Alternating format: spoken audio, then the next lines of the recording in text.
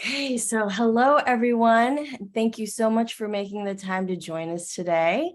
We are super excited to be talking to a couple of subject matter experts about colonization, Latin American history.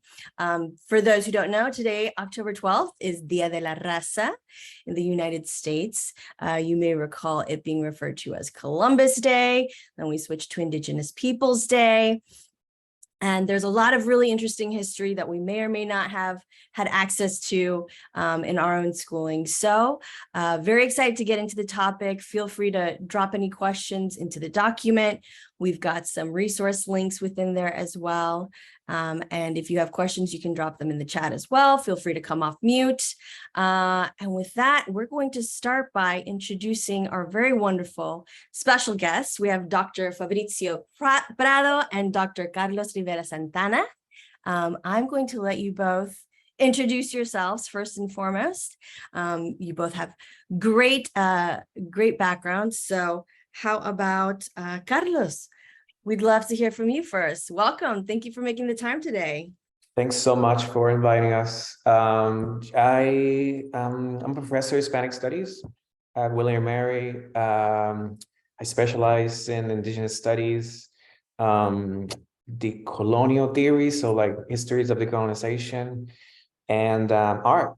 And actually, this background is a piece by Rufino Tamayo, and it's a mural from the muralists of my artists like Diego Rivera, Frida Kahlo, and it's in the Museum of National Museum of Anthropology of the Ciudad de Mexico in Mexico City, and it depicts two divine creatures from Toltec or Aztec warrior philosophy, and it's the Quetzalcoatl, the feathered serpent, and Tezcatlipoca, which is the kind of lord of darkness, but not darkness in a sense that is evil. It's just two divine creatures in different times.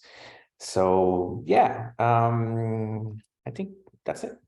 Yeah, and so you are coming to us live from William & Mary, Williamsburg, Virginia. True or false? True. All right, awesome. And how about your cultural background? Where are you from originally?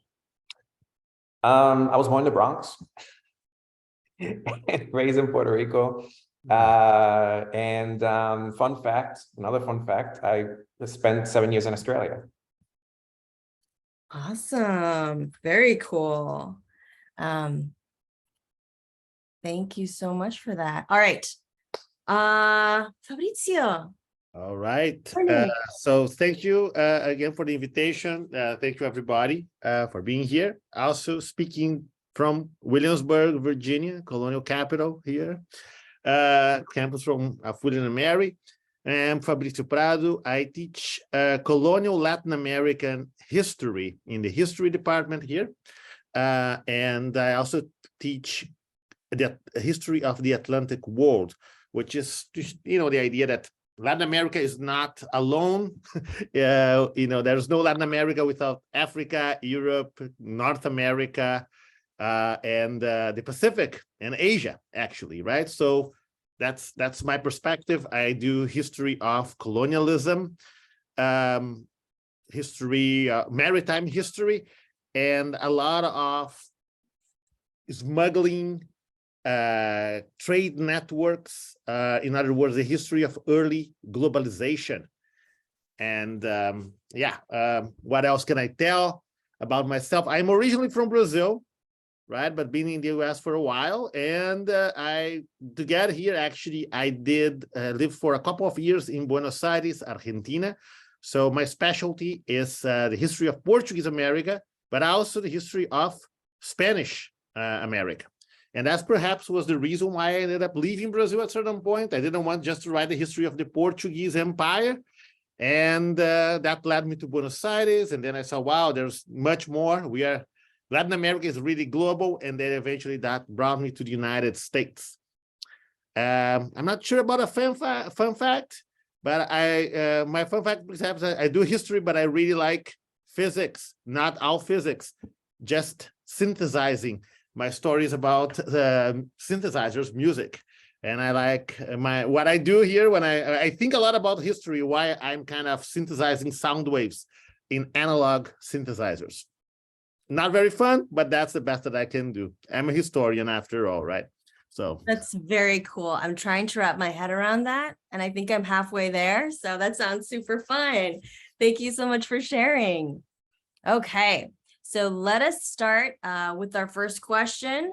The reason we kind of came to this, originally PJ Metz came up with this great idea. Let's talk about colonialization. We realized that was such a huge topic. Carlos, you said, how about we start with October 12th? And I must admit, I don't know a lot about it other than what we were taught in school, which was the nice Columbus story, sailing the ocean blue.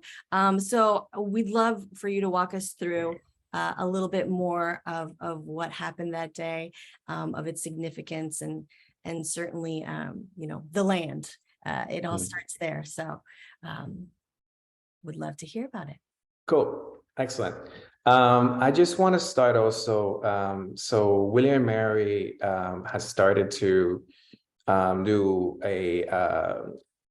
what they call in the international indigenous world land acknowledgement, and pretty much is this kind of recognition of indigenous lands, particularly in the context of Indigenous Peoples' Day. Usually when, particularly at an international indigenous forum, but more and more in different parts of the world, Australia, Canada, many places in Latin America, we kind of name the First Nations that have existed well before the time of colonization. So I'm just going to do that quickly because I would feel terrible if I don't. So as Pilar mentioned, same with Fabrizio, we are in Williamsburg, and we acknowledge that the original inhabitants of where William and Mary, where I'm at, stands on, which is the First Nations of Nottoway, Chickahominy, Mattaponi, Monacan, Powhatan, Nansemond, Pamunkey, Patamomic, Rappahannock, and pay our respects to their elders past and present. It's a protocol, but it means a lot of things in the context of this event that is about knowledge making. It's that pretty much knowledge is situated first and foremost, as opposed to a top-down approach, which is an idea of knowledge that is applied to everywhere. And we can talk about that a little bit more. So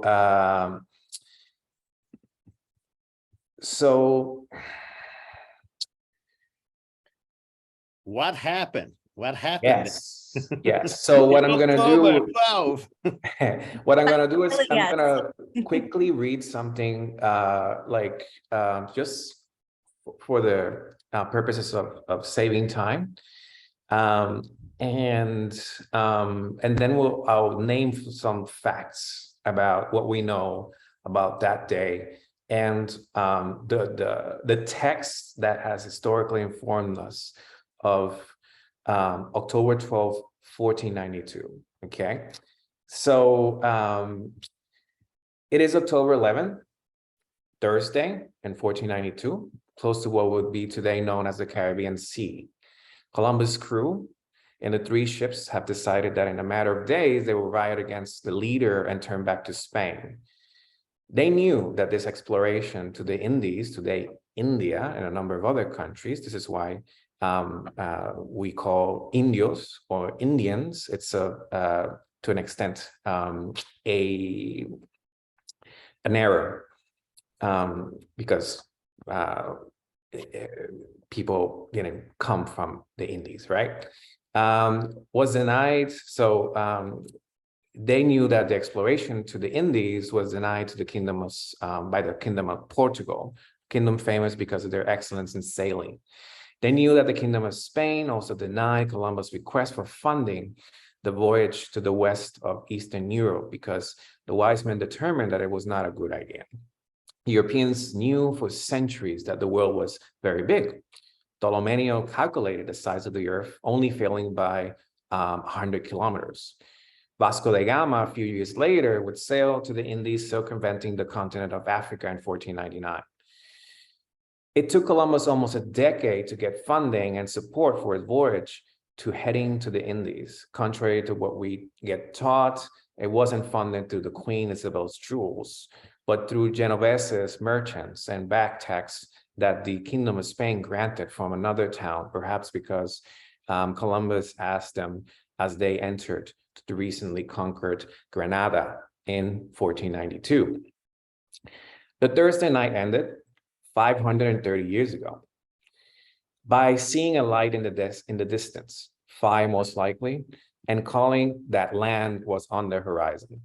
They have arrived not to what is today India, Japan, and any other Eastern Asian country they intended and thought they were, but the land of the Lucayo people, a subgroup of the Taino people of the Caribbean. And the island, Guahanai, or what today is San Salvador, in the Bahamas. The year is 1492. Over 150 years before Europeans were released or conquest in North America, we know that Columbus never touched the US or North America. And 4 decades before Europeans would even start to invade the mainland of the Americas, we know that Mexico would get settled until 1519 when it went to war with the Aztec Empire. So it's 4 decades in the Caribbean, first and foremost. Okay. So one of the first things that what we use, right, to know about this history, and Fabrizio would tell me a little bit more about the historical accuracy of this, or about the text of it, is the diaries of Christopher Columbus, right? However, the diaries of that first voyage, when Christopher Columbus arrived in March 1493, he provides 2 copies to the kingdom, the king and the queen, and they give it to the scribes, and then they make two more copies. All of those copies are lost. We don't have the original copies. What we have of that first voyage is a set of summaries written by Bartolomé Las Casas, because he went around the beginning of the 16th century to do his research to write his book about the history of the Indies. So first of all, the text is not the actual original text. Second of all, Bartolomé Las Casas, when he does his summaries, and this could be a little bit technical, but it matters, there is 300 footnotes that almost no copy includes. A lot of them literally denying Christopher Columbus's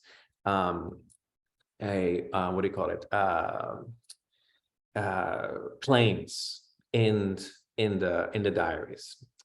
So even like when Christopher Columbus states that they have discovered a new world, eventually when he realized it, there's a footnote that says none, which is in Latin, no, there wasn't a discovery. And this is one of the first recorded denials that is in a footnote by Bartolomé Las Casas, but you never see it in the text of the original text of the diaries of Christopher Columbus. Another element to consider about this text is that it's meant to be a report. I'm sure many of you have to do reports, and it's a particular type of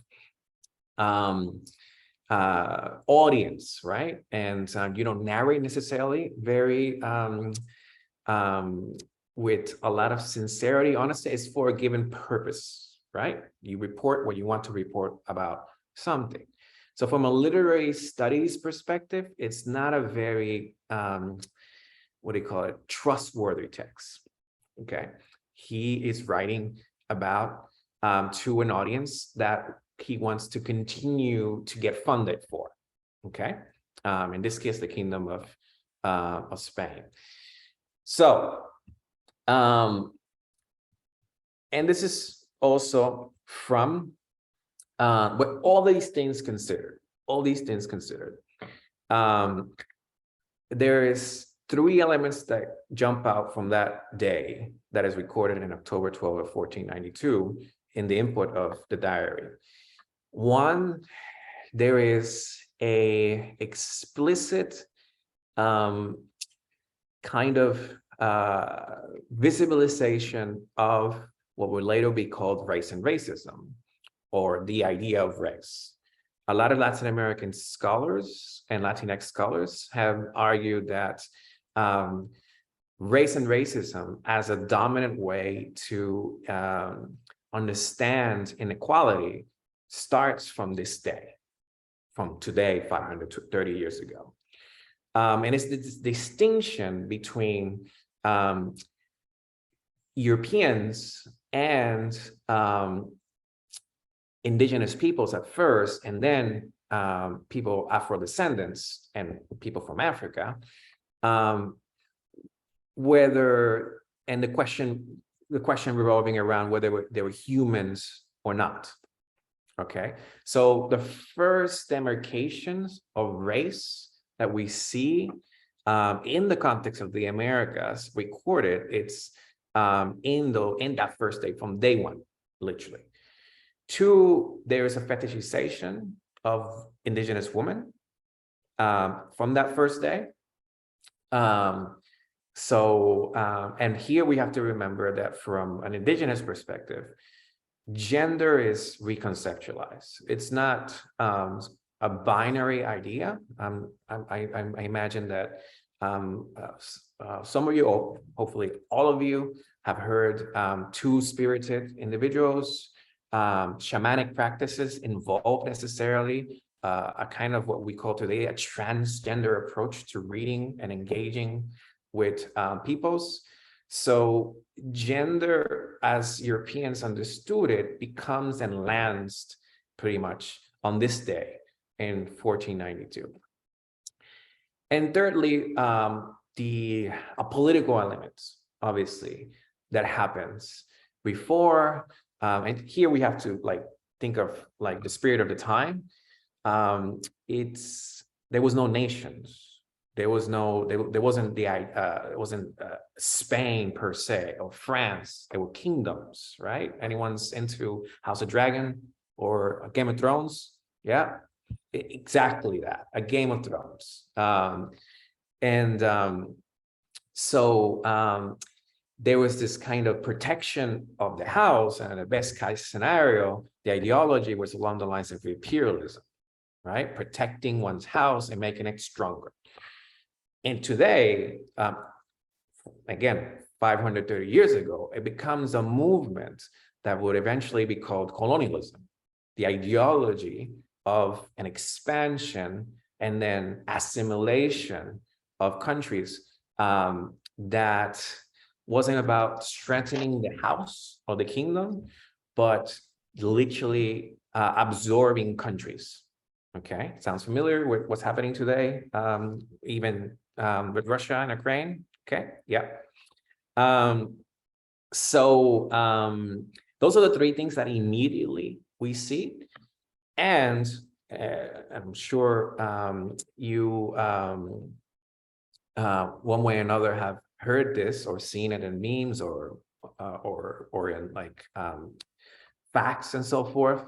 Slavery comes into place. One of the main elements of colonization, and something that we tend to forget, was that Blackness and slavery are not mutually inclusive at this point, 530 years ago. The first slavery is indigenous. And this doesn't detract or, it's not a competition or anything like that. Okay, it is that before that, actually the first slaves in Europe were white. And we can talk about that, and Fabrizio can talk more about that. And I can recommend books that establish that. The first slavery was in Europe. One of the first slaveries were Eastern Europeans, people from Greece. It was banned, but obviously no industry was dependent on slavery. That's a huge difference, right? However, slavery was a massive slaves was a massive currency, as in like super valuable. Okay, and Columbus was from Genoa. He was Genovese, right, from northern Italy. A very strong history of slave trading that made that part of Italy wealthy. So he knew very well about the value of slave trade. So he says, and I'm quoting from, so you can like kind of see to an extent, sorry, a little bit of what like framing in terms of categories or main ideas. And I'm quoting from that first day. And this is to the Taino people, who are the first indigenous people that encounter the Europeans. And what today is San Salvador from Bahamas, an island in the Bahamas, okay, in the Caribbean. They all walk naked as their mothers brought them to this world. Even women, though I did not see any fully formed or beautiful women. The men were well built, with handsome bodies and fine features. The hair is thick, also like a horse's tail, but short.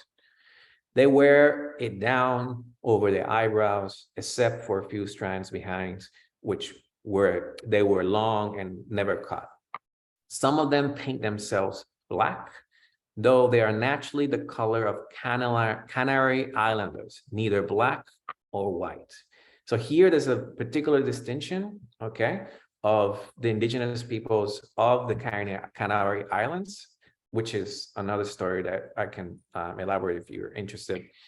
And immediately after making this distinction of color, and again, it wasn't that there was no racism, of course there was distinctions of race, but the dominant form of inequality was your affiliation to a given institution, whether it was the church or a given kingdom. So if you were Muslim or Jewish, literally in 1492, there was this massive eviction of Jewish peoples in Spain that same year. So inequality is more determined with your affiliation to an institution like religion or a kingdom. And they say, immediately stating this after like making a distinction of race, they ought to make good servants for their quick intelligence, since I notice that they are quick to repeat what we said and so forth. But they ought to make good servants. In the 15th century, slavery was not used to coin individual slaves. Okay, slavery actually comes from a word etymologically from Eastern Europe. Basically, you can locate it to the Slavic regions. Okay, so how you would name slaves in that time were servants. Okay, so what Christopher Columbus is immediately saying on first day, 530 years ago, that they can be enslaved. And later on, in later letters, you can see Christopher Columbus actually proposing a slave trade from the Americas to Europe. The Kingdom of Spain says no, and then there is the question of the humanity of indigenous peoples. And with this, I'm gonna wrap it up soon. But there's a question of humanity of indigenous peoples, and there's a debate where it's because the main point, and there obviously the Kingdom of Spain is very, very related to the Vatican. And the Vatican stated that if they could be Christianized, if they're human, they could be Christianized. If they can be Christianized, they couldn't be slaved or enslaved. So there's a debate. You can see it in Sepúlveda on the one side and Bartolomé las Casas on the other side. And kind of questioning whether indigenous peoples should be treated as humans.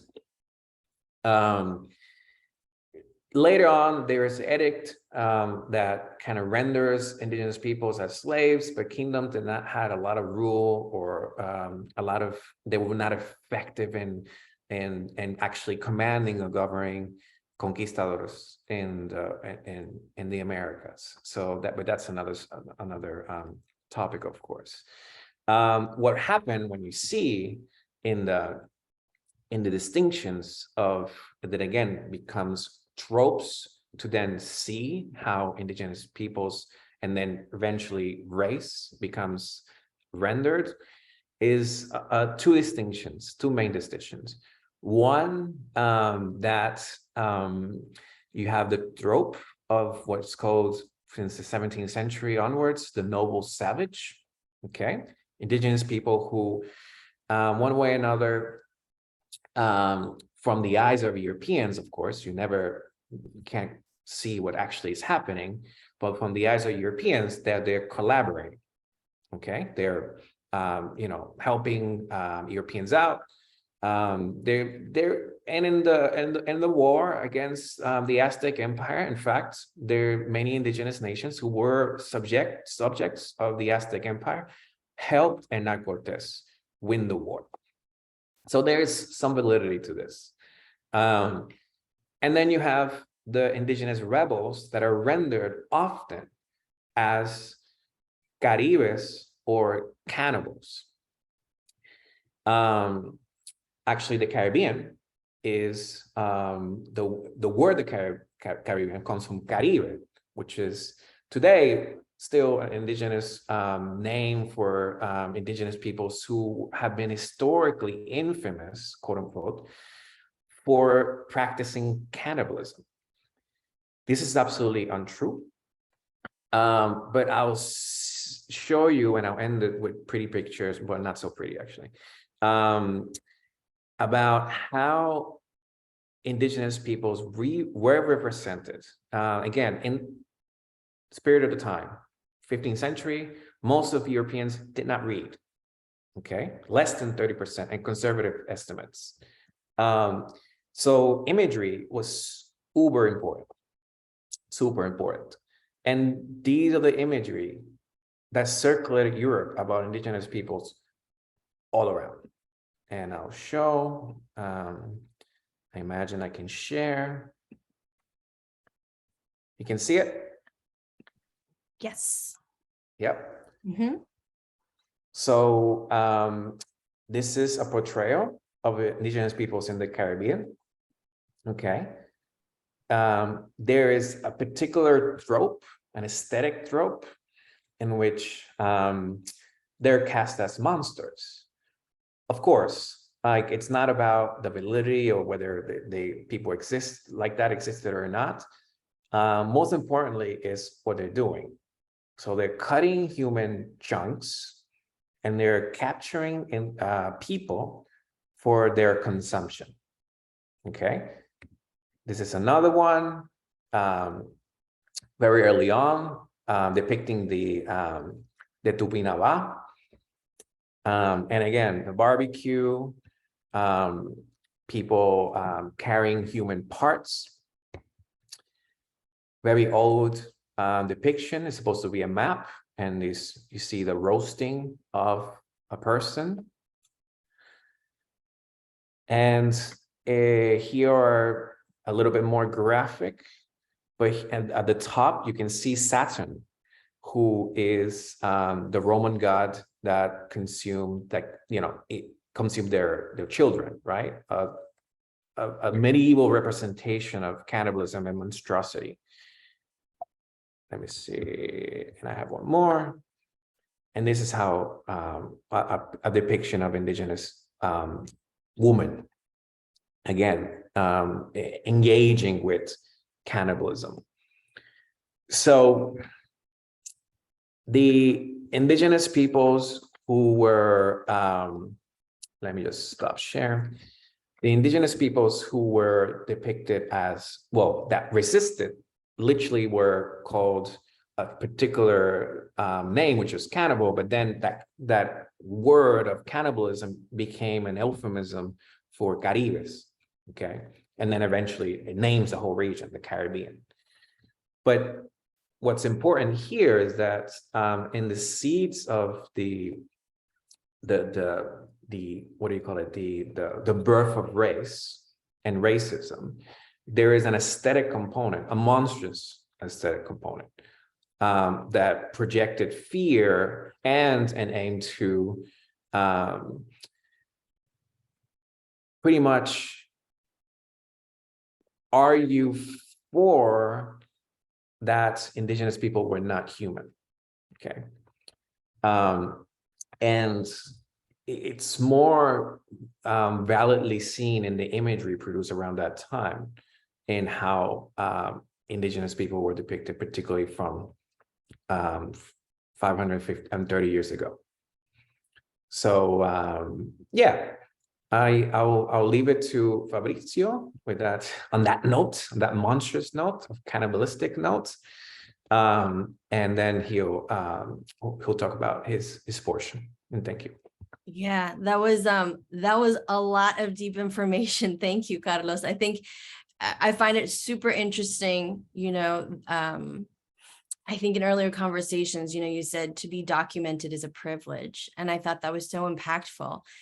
And it's so heartbreaking to see that those were the documentations of the cultures at the time. And it also explains this base of fear and where it comes from. So that was very interesting. I also really enjoy hearing about the perspectives of gender, how it's not just the idea of race that kind of started to be formed back then on that day, but also the European perspective of gender as binary versus, you know, the cultures they encountered and those political elements. So that's a lot of very interesting information there. So Fabrizio, I know you have some thoughts on Columbus himself. First of all, just to rewind, he didn't land in America, so that's super interesting. Thank you, public school system, for teaching me that one. So we'd love to hear some of your thoughts, Fabrizio. So yeah, thank you, Carlos. I kind of learned a lot too, and I promise that I will bring here like the source, the very fake news, the creator, the original fake news of the cannibals. I'll bring them back in a bit.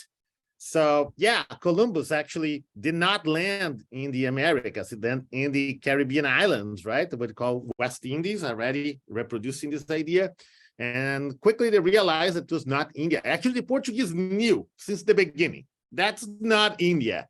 These guys are, you know, full of air, not real. And that's why Columbus was a great navigator. Because, you know, as Carlos said, like this is a time of kingdoms and kings and monarchies.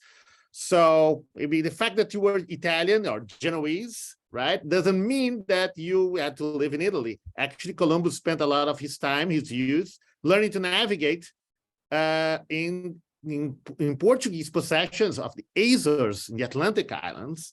And that's where he really learned navigating, coming to very close to the Americas, actually coming to what would be like Newfoundland, because the Portuguese were avid cod fishers. So the Portuguese were the leading guys at this period, but it is in this moment that you have still a lot of Castilians, right? We don't even think of Spain, we think about Castilians, Aragonese, Genoese. So it's very fluid, this. That's why you're going to have this guy, Columbus, living in Portuguese islands, learning how to navigate, asking for funding to come to India, right? And the Portuguese say, no, that's not really, you know, we don't believe in that. So eventually Columbus go to Spain to ask for the Spanish kings. And why did the Portuguese? And my point here, perhaps, what I'm going to argue, and I'm arguing, is that Columbus is nothing special. Columbus was a guy that was wrong, but got lucky, right? So again, this is a world of navigation, right? At this time, to trade with the East, to get any type of good spices that would help preserve the meat, or sometimes mask the taste of meat during winter, right? To get any type of good textile that is washable, that holds color, or good china that you can clean it, very well, and it's gonna be there for you to storage and reuse. This is all coming from the East. But the East right now, the trade is controlled by the Ottoman empires.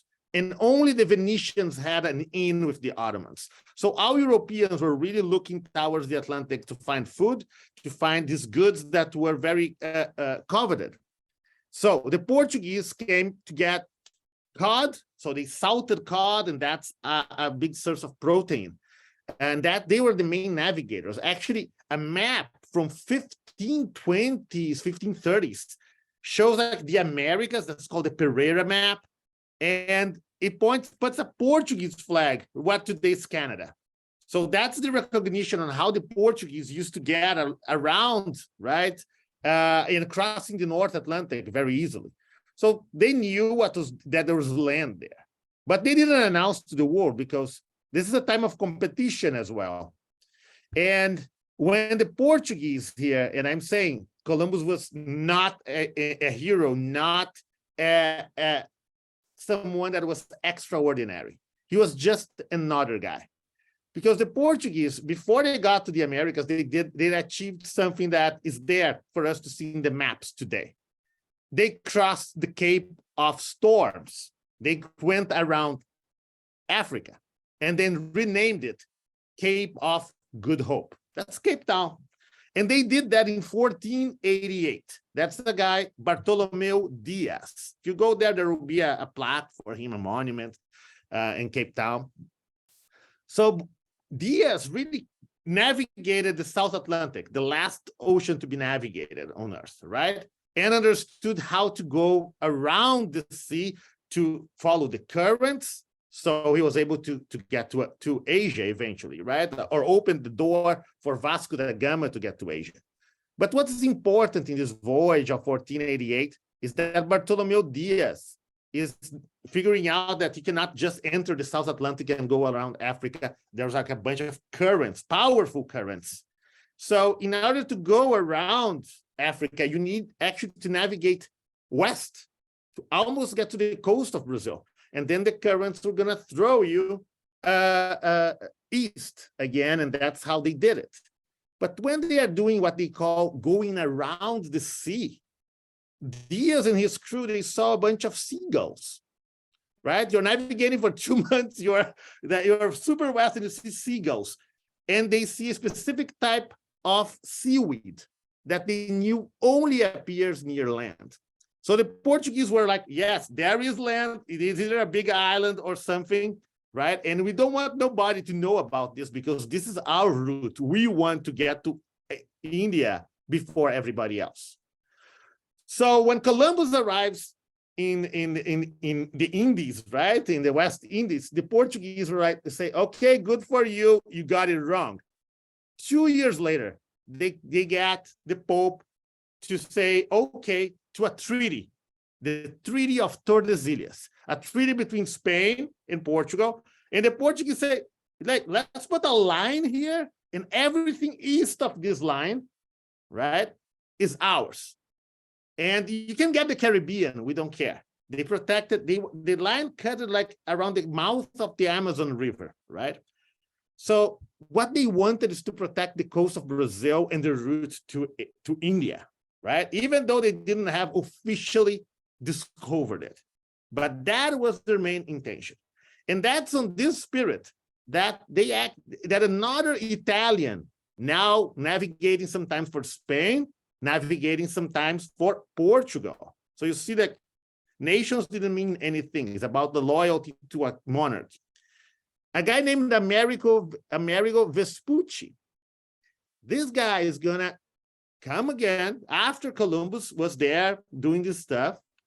But Amerigo Vespucci is like many others, went again to figure out if he could discover new lands or find land with gold, metals, or anything that they could turn into profits. So that's the beginning of capitalism there too, right? We have to consider that part. And Amerigo Vespucci navigates towards what today is the Amazon. And that's where he finds for the first lands there. The first Europeans really discover mainland America. And that's what later a guy named Mercator, right? The map maker will say that, well, this is America, because he was the conquistador. They discovered, even though none of these indigenous groups were lost. So they discovered the Americas and put America in honor of Amerigo Vespucci. But as you can see here, I'm talking about Bartolomeu Diaz, I'm talking about Amerigo Vespucci, and I can talk about Vasco da Gama, Pedro Álvares Cabral. These are all navigators, conquistadors. And these guys they were charting new territory, but they were in a lineage of the Portuguese navigations that have been making contact with the people of the coast of Africa for nearly, 60, 70 years already. So these guys, this is not their first rodeo. They knew how to interact with people that were different from them. That is what Carlos was pointing out. During this period, you start seeing the racialization. Slavery had died in Europe. We had like Greeks with slavery, Romans with slavery, and the slavery persisted during the medieval times. But that story, cannot enslave Christians. So more slavery kind of disappeared. But that slavery of antiquity was not racialized. It was not you are a slave for the rest of your life. It was for a limited period of time. And super important, the offspring didn't inherit the status of enslaved. So it is in this moment of reconnecting Europe to Africa, reconnecting the globe, one can say, that is slavery will reemerge because of the sugar plantations, like the Crusades. Now the Crusaders went there, figured out, oh, there's sugar. Sugar is awesome. And then they started bringing sugar, tried to create sugar plantations from the Middle East in the Mediterranean. And when they learned how to produce sugar, North Africans used enslaved Africans in their sugar plantations.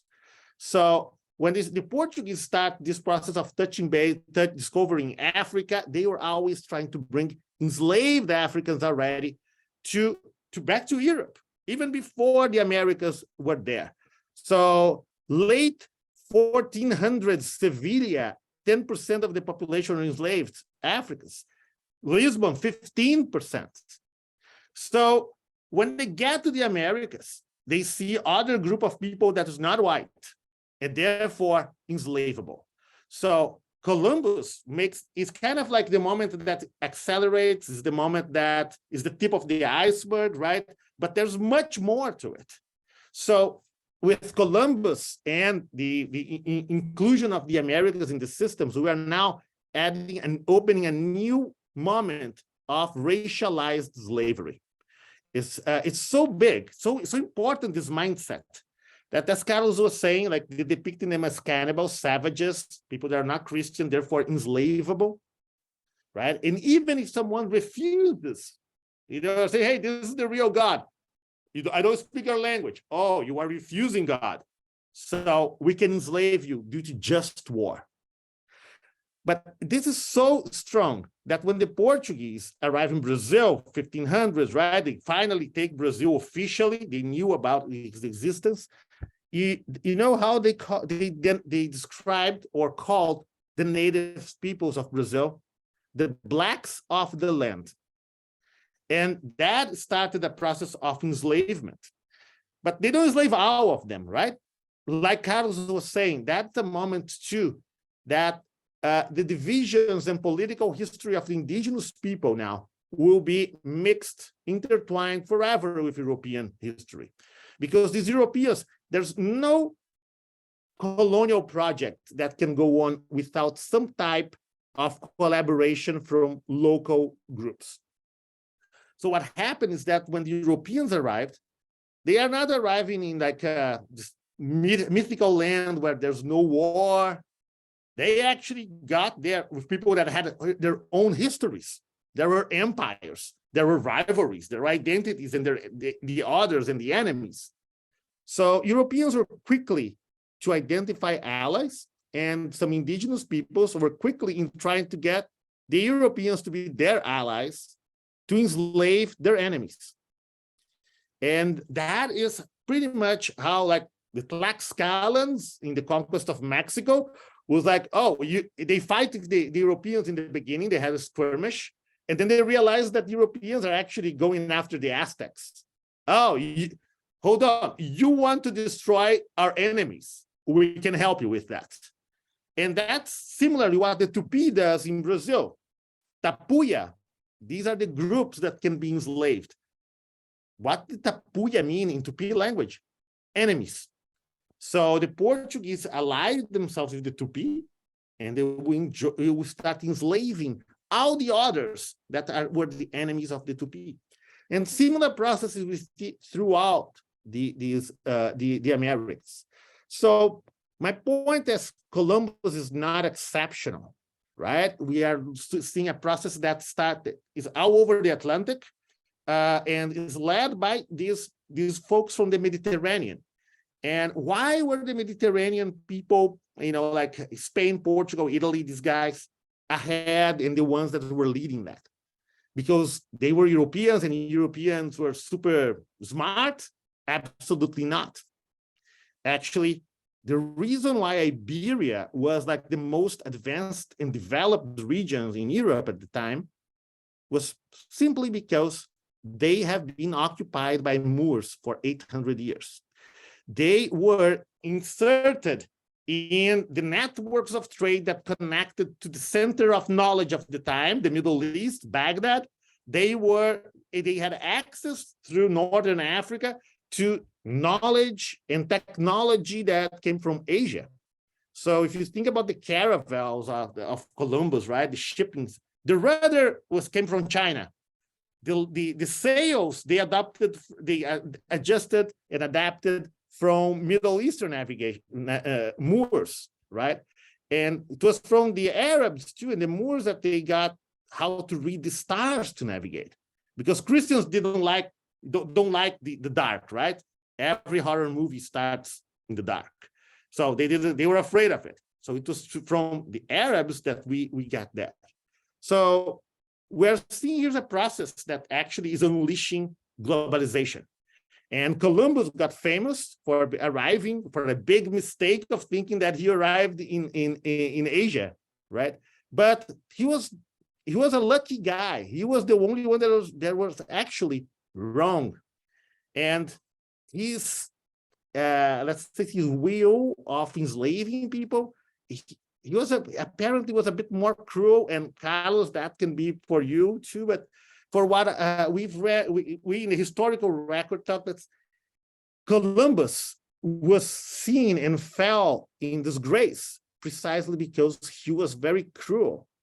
And some of his actions were not even considered okay by the people at the time. He would eventually be in prison and fell from grace. So again, Columbus got, especially in the United States, I think we have to think that, again, in Spanish America, we don't celebrate Columbus, Dia de la Raza, right? Which is a very problematic term, but it's not about Columbus. In Brazil, today is a national holiday, not because of Columbus, but because of our patron saint, Our Lady of Aparecida, which is a Black Our Lady. So everybody marks that, but it's the United States that really glorifies Columbus, because Columbus was a great guy for some Americans to create this identity. Why? Because he was not British. So and the Portuguese or the Spaniards didn't care about Columbus really either. So you rescue this guy. Oh, he found the Americas. That's a guy, and then we create the District of Columbia, a bunch of cities about Columbia. There's a Columbia mania in the United States right after the revolution, when the founding fathers and others are really crazy about figuring out ways of creating symbols that are not connected to England. So for the Iberians, Columbus was one guy, not the guy, not the extraordinary one. Actually, it was a pretty mediocre one in this process of expansion and colonization that unleashed a new phase of globalization, right? Because these guys also reconnected the globe, and perhaps we can. Columbus became the figurehead for that, but that was a pretty impactful event. The Americas were isolated for millions of years, right? Or millions of thousands, dozens of thousands of years, and then we reconnected them in many ways. That we start the exchange of germs, animals, plants, and so forth. So these are pretty consequential events, but Columbus is, I think, the wrong figurehead for us to point out for that. So it's just one guy in a much larger process. These were this was my point for today here, and I'm happy to continue the discussion. Thank you so much for that. I know we're coming up on time, and certainly one big takeaway is just how impartial some of the histories that we receive can be. I see some comments in the chat as well. These different perspectives, these different points of views are not always something that we have access to or are taught. So I really appreciate you giving us some of this background. I had foolishly put the next question is, how did these events impact things globally? Which I think is far too broad of a question, and also has been really well answered. Capitalism, birth of capitalism, the evolution of trade, foundations for racism, gender ideals, politics, health. So it's a lot to dig into. So I don't see any questions in the doc, so I will ask one final question, as I know we're coming up on time. And it's just, if each of you had to pick only one thing, what do you think the major impact we still see is today of some of these events that transpired during this era of exploration, of colonization, if you will? So, and whoever wants to answer first. I can give a very easy, quick one. I think that modern racism, as we know, is number one there. Or we can put like differences, the difference, the inequality in many levels. Right, I think that by reconnecting the globe, for instance, we will be merging different traditions of patriarchy. With the influx of Africans here, you're going to have the patriarchal ideologies of Africa too, adding to the patriarchal ideologies of some indigenous groups and Europeans. So that's a big one. Ideas of race, and that's again that's precise. Columbus could be a good figurehead for that, I think, but but it's all over. And the modern world, as we understand, in terms of the environment, I think that there's a big important what we historians call the Colombian Exchange. The fact that we get cows, pigs, what else? Cats and dogs in the Americas. And Europe receives, what would be of Italy without tomato, or Ireland and Russia without vodka and potatoes, right? Potatoes. So we are, or Africa and the manioc, cassava. So these are some of the things that we can easily see today. Actually, we all are. When we go eat today, we are eating what we are eating because of this contact moment. I think that's great. I certainly appreciate a lot of those foods. So God bless. How about you? Any thoughts? Yeah, I would just have two, like I'm trying to make it quick. One, and I still I have to say it because of my research, the like the birth of race and racism, we usually understand it from like a very rational perspective. And you know, you folks who are in diversity and inclusion and equity, and everyone, even in our university, usually there's this approach to engage with race and racism or diversity and so forth from a very rational perspective. However, if the birth of race and racism, as I've seen in my research from early on in colonization, it starts from like a very emotional, affective, aesthetic approach where otherness is rendered as a literally from a kind of aesthetic of ugliness, of monstrosity. I mean, these were obviously ways to mobilize people and then dehumanize people and then bring upon them the terrible things that were like genocide. And it was and it's still a common way to engage in war. But what I'm saying, like, and the practical implications of engaging in race and racism is that often when we engage with this, we take it on as too rational. We give someone a training. We understand people as being just ignorant. And then if you learn something, then you know all the way magically you don't. I think there is an an affective and emotional component that is irrational, but not irrational as in like fictional or dumb or whatever. It's something that is in the heart of affectations that I think we need to deal with in order to address race and racism to its fullest extent. It's not that there's no rational component. Of course, there's a rational component, but there's also an unconscious, affective, emotional component that that starts from there, literally 1492, and people regarded as subhuman or literally as monsters. And then secondly, something that we see today, and it's like, is this obviously the ongoing patterns of colonialism and colonization?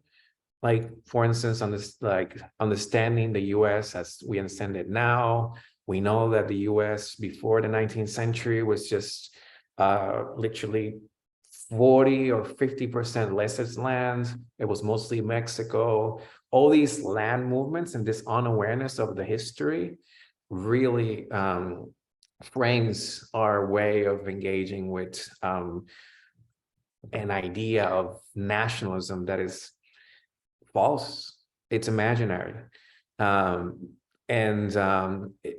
is not like, if we do engage with history properly, we would see almost the arbitrary movement to an extent, or the very kind of liquid or malleable movement of history, and understand that borders are imaginary, ideas of nations are imaginary, and we can engage more with otherness and diversity and peoples in the way that it's not necessarily from you know, difference, but of this idea of cosmopolitanism, like the idea that, you know, we are quote unquote citizens of the planet.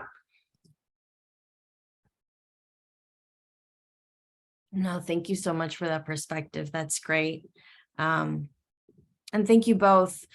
You know, I see a lot of comments in the chat. Just really good information we may not necessarily, again, have access to in the day-to-day media swirl and data that's always coming into us. So thank you both so much for your time. I know we went a little bit over. I'm looking forward to getting into the notes, looking at your books as well, which I linked in there. I just thank you both for all the information. Have a wonderful rest of your day, and happy Hispanic Heritage Month. Yeah. as we're closing it Well, out. thank you so Yes. much. Yeah. Yeah, Thank you. absolutely. Take care. Thank you all. Thank you.